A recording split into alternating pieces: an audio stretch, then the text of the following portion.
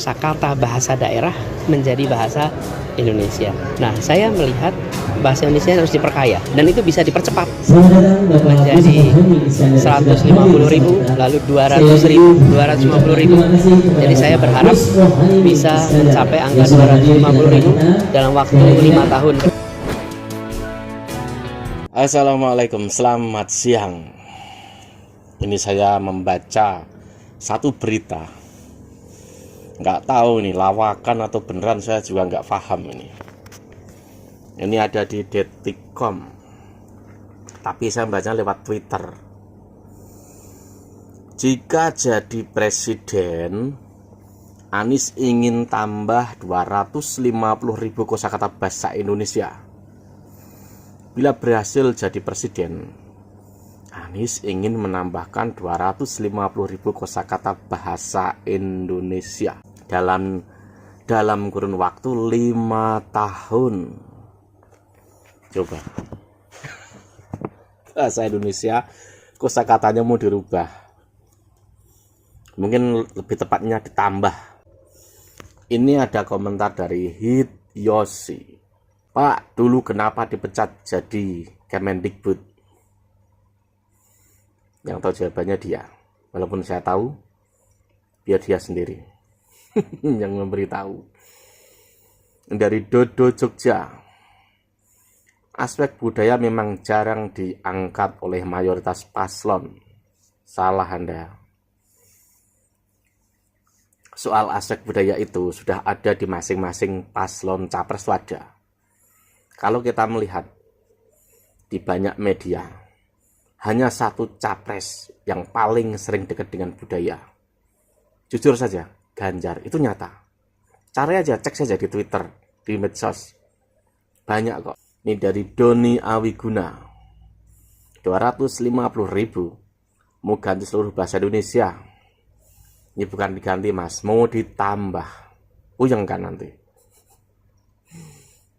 Ini dari Dedi Darmawan. Nama jalan diubah, satu Indonesia. KTP ganti semua, siap-siap aja. Proyek. Ini dari tim gubernur untuk Opoki. Hasil tidur di kuburan, dapat 250.000 kosakata baru berupa bahasa roh halus. Dari Indonesia 01. Contoh gerakan perubahan yang konkret, rumah sakit dirubah jadi rumah sehat, rumah susun dirubah jadi rumah lapis. Jadi tidak usah membangun, cukup merubah aja. Ya, rumah susun jadi rumah lapis. Kalau sesuai bahasa Indonesia kan bisa masuk seperti itu. Proyek. Nggak tahu nih, betulan atau enggak. Padahal ya bahasa Indonesia itu sampai sekarang itu sudah kosakatanya sudah 200 ribuan loh. Kalau kemarin-kemarin baru 170-an ribu lah. Sekarang udah 200 ribuan. Jadi ini misalkan Anies jadi, ke depan itu mau ditambah 250.000. Wah, setengah jutaan. Kalau di Brunei itu kosakatanya 62.000. Itu mengambil dari bahasa Indonesia. Di Brunei itu 62.000 kata-kata yang biasa kita pakai bahasa Indonesia itu dimasukkan dalam kosakata Melayu mereka. Banyak, 62.000. Kalau di Indonesia ini bahasa itu kan ada 700. Yang paling banyak itu Papua. Papua itu 800, walaupun kecil Papua Nugini maksudnya. Nggak terlalu luas, hanya Papua Nugini, ternyata banyak. Terbanyak itu Papua Nugini. Nomor 2 Indonesia, nomor 3 Nigeria. Nah ini ceritanya, jadi nanti tuh bahasa Ora itu masuk bahasa Indonesia. Jadi ada 2, tidak dan Ora. Siapa Indonesia sekarang ini, bahasa Indonesia sekarang ini. Nanti jadi Sopo itu termasuk kosakata bahasa Indonesia. Banyak gitu loh. Tiap bahasa daerah itu punya ciri khas masing-masing. Yang itu tidak bisa dirubah atau apa, nggak bisa sesungguhnya. Masa misalkan nanti ya teman-teman itu atau adik-adik kita itu, atau anak-anak yang masih SD itu, atau anak yang masih SD itu, dia belajar bahasa Indonesia. Wah, ada bahasa di situ.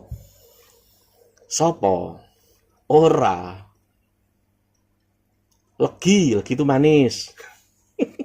Jika misalnya orang Sunda, nanti juga ada ketemu yang dari bahasa Jawa.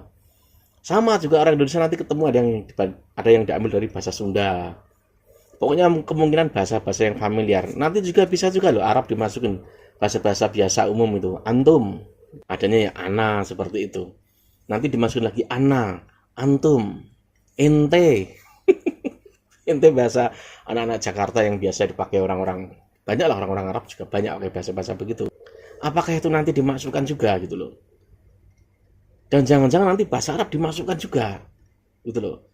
Dan jadi saat orang membuka buku atau kamus bahasa Indonesia, itu ada bahasa Arab, ada bahasa Jawa, ada bahasa Papua sana, Papua Barat, ada bahasa khas Bali, ada bahasa khas Aceh.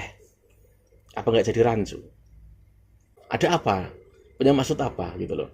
Dan saya punya keyakinan nanti kemungkinan bahasa Arab juga dimasukkan ke situ. Diklaim jadi satu bagian dari kosakata bahasa Indonesia.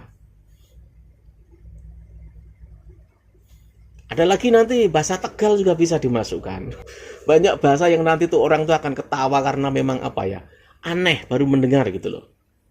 Ya sebenarnya nggak masalah, tapi apa manfaatnya? Lalu prakteknya bagaimana? Apakah ada proyek kamus? Wah, disebar di sekolah seluruh Indonesia. Berapa miliar dananya? Belum lagi risetnya nanti, berapa miliar dananya? Ingat loh, di zaman DKI itu Anies itu banyak proyek-proyek yang bisa dibilang aneh. Dari patung bambu, dari patung sepatu, dari waring sungai. Apa perlu juga nanti banyak sungai di waring gitu.